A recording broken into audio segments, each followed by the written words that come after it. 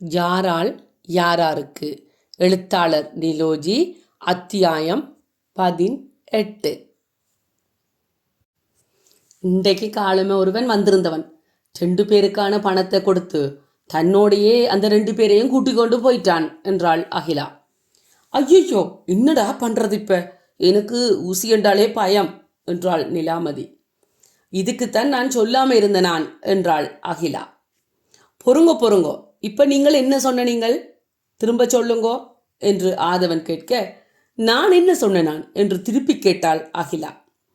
உடல் உறுப்புகளுக்காகத்தான் கடத்துகிறார்கள் என்றுதானே சொன்னவா என்றாள் நிலாமதி. இல்ல நிலா, அதுக்கு பிறகு என்ற ஆதவன், துப்பு துலக்க வந்தீங்களோ? அகிலா, அப்படியெண்டா அவர்களேன் உங்களை வெடிமருந்துக்காரி என்று சொன்னார்கள் என்று கேட்டான். என்னது, நான் வெடிமருந்துக்காரியா? என்ன இது புது கதை சொல்லுறீங்கள்? விளையாடுறீங்களா? என்ன சொல்லுங்களேன் என்று கேட்டாள் அகிலா. ஆமா அகிலா, அவர்கள் உங்களை அப்படித்தான் சொன்னார்கள். உங்களை தேடித்தான் காவல்துறையினர் வந்ததாக, அதுதான் அங்கு அப்படி நிலைமை நடக்கிறது, ஒன்றுமா புரியலை என்று பேசிக்கொண்டார்கள் என்றாள் நிலாமதி. சரி, நடந்தது நடந்துவிட்டது. இப்போ அடுத்து நாங்கள் என்ன செய்ய போகிறோம்? எங்களை காணவில்லை என்று அங்கே எல்லாரும் பதட்டத்திலும் பயத்திலும் இருப்பார்கள் என்றாள் நிலாமதி. செய்தி எப்படியாயிலும் இலக்கியன் ஐயா அவர்கள் காதுக்கு போயிருக்கும் என்றான் ஆதவன். அது யார் என்று அகிலா கேட்க, உங்களுக்கு உணவு தருவதற்காக அங்கே கனி வந்தபோது நீங்கள் அங்கே இல்லை, அதனால் வெளியே போயிருப்பீங்க என்று வரவேற்பு கூடத்துக்கு போய் விசாரித்த போது நீங்கள் மாலை 5 மணிக்கே அங்கிருந்து சென்று விட்டதாக ஆரணி சொன்னாங்க. எமக்கு அது சந்தேகத்தை உண்டாக்கியது. நீங்கள் எங்களுடைய அறைக்கு வரும்போது 6:30 மணிக்கு மேலாகி இருந்தது. அப்படியேண்டா நீங்கள் எப்படி 5 மணிக்கு விடுதியை விடுப்பு செய்து வெளியேறி இருக்க முடியும்? அதனால தான் அந்த தகவலை எமக்கு வேண்டப்பட்டவர்களுக்கு அறிவிக்க நினைத்து இப்படி நாடகம் எல்லாம் நடித்து இப்போ இங்கே வந்து மாட்டிக்கொண்டோம் என்று நடந்த விடயத்தினை சுருக்கமாக கூறி முடித்தான் ஆதவன். அப்படியா? என்னால் தான் நீங்களும் இவர்களிடம் மாட்டிக்கொண்டீர்களோ? ஐயையோ என்றாள் அகிலா. இல்லை அகிலா, உங்களுக்கு முதலும் அங்கு தனியாக வந்து தங்கிய ஒரு பெண்ணும் அவரை தேடி வந்த அவரது அப்பாவும் காணாமலாக்கப்பட்டிருக்கின்றனர். அதனால தான் உங்களை எப்படியாவது காப்பாற்றியாக வேண்டும் என நினைத்தோம் என்றாள் நிலாமதி. அகிலா, நீங்க எப்படி இங்க வந்த நீங்கள் என்று நிலாமதி கேட்க, ஓ அதுவா, நான் உங்கள் அறைக்கு வந்துட்டு திரும்ப வந்து உணவு வரும் வரை அங்கிருந்த சஞ்சிகை ஒன்றை எடுத்து வாசிக்க ஆரம்பித்தேன். அப்படியே மயக்கம் வருவது போல் இருந்தது. அந்த மெத்திருக்கையிலேயே படுத்து நித்திரை கொண்டேன். எழுந்து பார்த்தா இங்கே இருக்கிறேன் என்றாள் அகிலா. இப்படியே கதைத்து கொண்டிருக்க காலடி சத்தம் கேட்டது. யாரோடோ வந்து கொண்டிருக்கிறார்கள் என்று நினைக்கிறேன், அமைதியாக இருங்கள் என்றான் ஆதவன். யாரோ வெளியே கதைப்பது மட்டுமல்ல, அவர்கள் அடிபடுகிறார்கள் போலிருக்கிறது.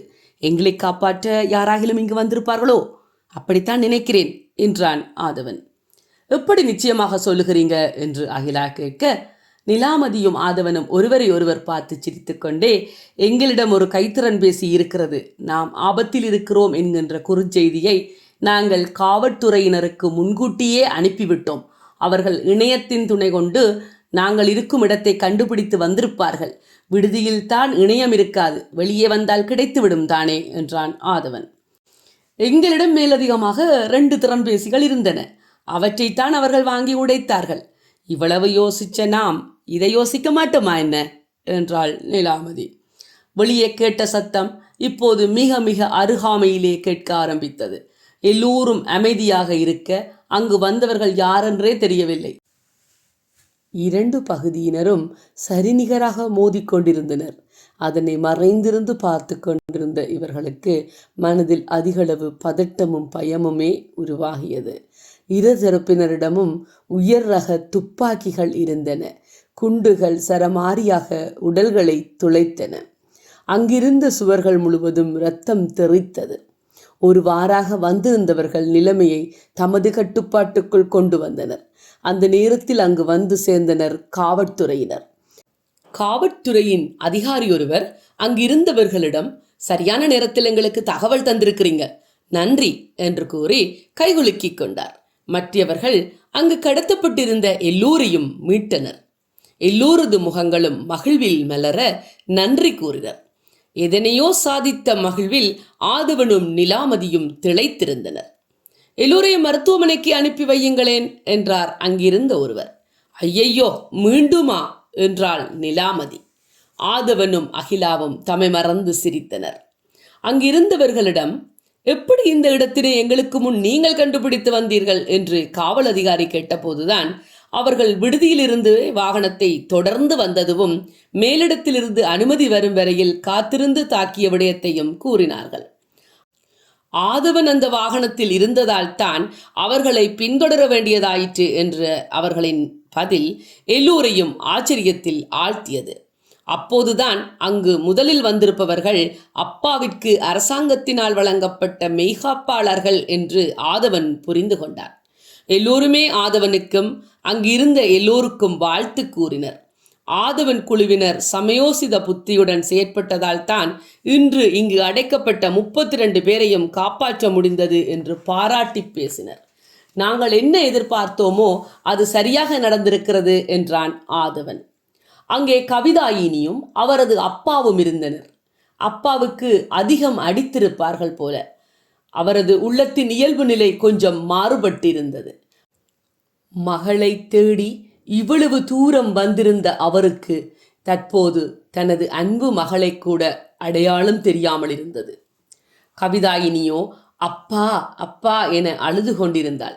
அங்கிருந்த பலருக்கும் உளவியலாளரின் உதவி தேவைப்படும் அளவுக்கு இருந்தது. எல்லோரையும் மருத்துவமனைக்கு ஏற்றி எல்லோருக்குமே தகுந்த சிகிச்சைகள் சிறப்பாக அரசாங்க மேற்பார்வையில் மேற்கொள்ளப்பட்டது. ஆதவன் விடுதியில் இருந்த தோழர்களையும் மருத்துவமனைக்கு வரவழைத்தான், காவல்துறை அதிகாரியின் துணையுடன். அங்கு வந்த தோழர்கள் ஒருவரை ஒருவர் கண்டு கட்டி தழுவிக்கொண்டு மகிழ்ந்தனர்.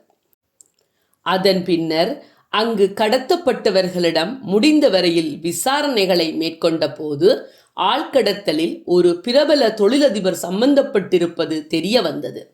அங்கு அகப்பட்ட அடியாட்களை விசாரித்த போது வேறு ஒரு இடத்தில் பிரபல மருத்துவர்களை வைத்து உடலுறுப்பு மாற்று சிகிச்சைகள் நடைபெற்று வருவதும் தெரிய வந்தது. ஐயோ, தாமதிக்காமல் உடனே போக வேண்டும். இன்று காலையில் 2 பேரை கொண்டு போனார்கள் தெரியுமோ? என்ன நடந்ததோ தெரியலையே என்றாள் அகிலா. பிரபல தொழிலதிபரின் தனிப்பட்ட மாளிகையில் நடைபெறுகிறது என்பதனால் நடவடிக்கை எடுப்பதற்குரிய அனுமதி பெறப்பட்டது. உடனேயே காவல்துறையினர் அதிரடி நடவடிக்கையில் இறங்கினர். பிரபல தொழிலதிபர் திரு ஈனா மாரிசன் அவர்கள், ஆம், அந்த துரராசபுலத்தில் மட்டுமல்ல, அந்த கவினந்தபுரி நாட்டில் தெரியாதவர்களே இல்லை. உலகையே நினைத்தவுடன் வலம் வரும் அளவுக்கு வசதி படைத்தவர் அவர். ஒவ்வொரு நாளும் வெளிவருகின்ற எல்லா சஞ்சிகைகளிலும் பத்திரிகைகளிலும் அவரை வாழ்த்திய செய்திகளாகவே பிரசுரமாகி வந்தது. அந்தளவுக்கு தாமாகவே முன்வந்து பொது பணிகளில் தம்மை ஈடுபடுத்தி வந்தவர்தான் அவர். அவர் மேல் வைக்கும் குற்றச்சாட்டினை அவரே செய்ததாக தனது வாயால் சொன்னால் கூட யாருமே ஏற்றுக்கொள்ள மாட்டார்கள். நயவஞ்சகம் நிறைந்த அவரது உள்ளத்தையும் ஈவு இரக்கமற்ற தன்மையையும் உலகின் கண் மறைத்து மென்மையான சிறிய புன்னகையை தனது உதடுகளில் தவளவிட்டு பசுந்தோள் போர்த்திய புலி போல் வாழ்ந்து ஊராரையும் உலகத்தாரையும் ஏமாற்றி வந்தார். திரு ஈனா மாரிசன் அவர்களின் ஒவ்வொரு அசைவுகளும் நகர்வுகளும் பணத்துக்காகவும் அவரது பெயர் மற்றும் புகழை தக்க வைத்துக் கொள்வதற்காகவும் மட்டுமே அமைந்தன. காலப்போக்கில் அவரது ஆசைகள் பேராசைகளாகி இன்று அவரை விசாரணை கூட்டில் ஏற்றுவதற்கு சட்டம் ஆயத்தமாக காத்திருக்கும் நிலைக்கு அவரை தள்ளியுள்ளது எனலாம்.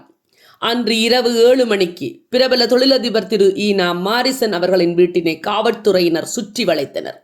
அவரது வீடு பெரிய அரண்மனையாகவே அமைந்திருந்தது.